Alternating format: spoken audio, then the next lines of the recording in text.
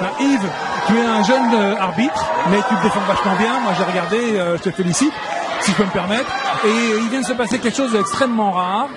C'est inhérent au métier d'arbitre. Il y a un accident, là, tu as pris un coup. Ouais, parce que déjà c'était deux bons combattants, très engagés, et ils n'ont pas fait attention au commandement. Peut-être que je me suis pas assez imposé dans le commandement. Ils regardaient pas du tout le chrono, ils étaient dans leur action. Il y en a un qui a prolongé alors qu'il n'aurait pas dû. Oui, enfin c'est une erreur de jeu quand même, mais enfin effectivement on peut comprendre qu'ils sont tellement sous tension que ce genre de choses peut arriver.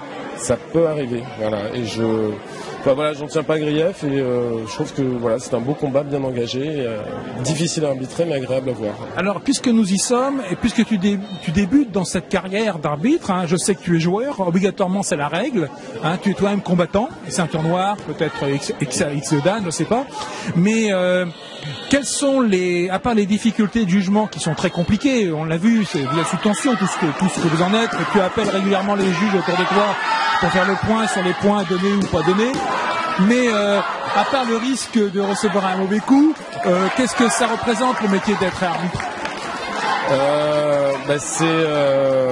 C'est avoir un œil le plus neutre possible sur le combat et voir le combat en tant que spectacle avec deux personnes complètement à pied d'égalité, ce qui n'est pas du tout l'œil qu'on a dans le public.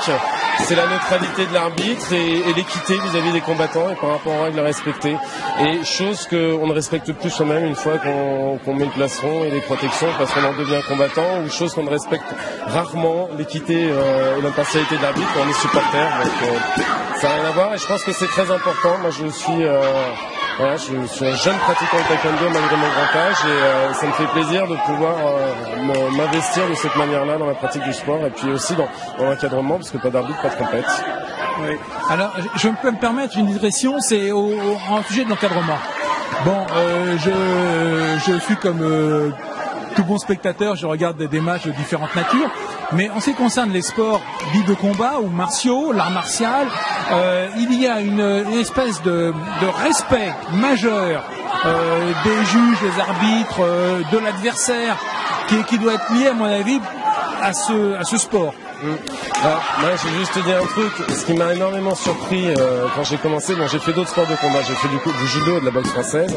Et ce qui m'a énormément surpris quand j'ai commencé le taekwondo, c'est le taux de féminisation. Et je crois que c'est un très bon indicateur. Je pense que c'est un sport où il doit y avoir 30 à 40% de féminisation. Donc ça veut dire que c'est un sport forcément où le respect est la première des règles et d'éthique. Et je trouve ça très important. Même si malheureusement, parfois, revenant à l'arbitrage, il y a quelques coachs qui oublient, qui profitent aussi de leur expérience de coach pour essayer d'impressionner les arbitres, de les terroriser. Mais c'est quand même un sport, effectivement, où le respect est permanent et faire un salut à chaque fois qu'on commence quelque chose, faire un salut pour ponctuer nos entraînements, ponctuer nos actions, ça a un sens. Et puis c'est aussi sur le groupé entre nous. Donc voilà, moi j'y trouve la voie. Bon ben Yves, en tout cas moi je te félicite si tu m'autorises, hein. Puis je suis désolé pour le mauvais coup que tu as pris, mais bon, t'en souviendras. Et puis bonne continuation, hein, je te reverrai. À plus tard.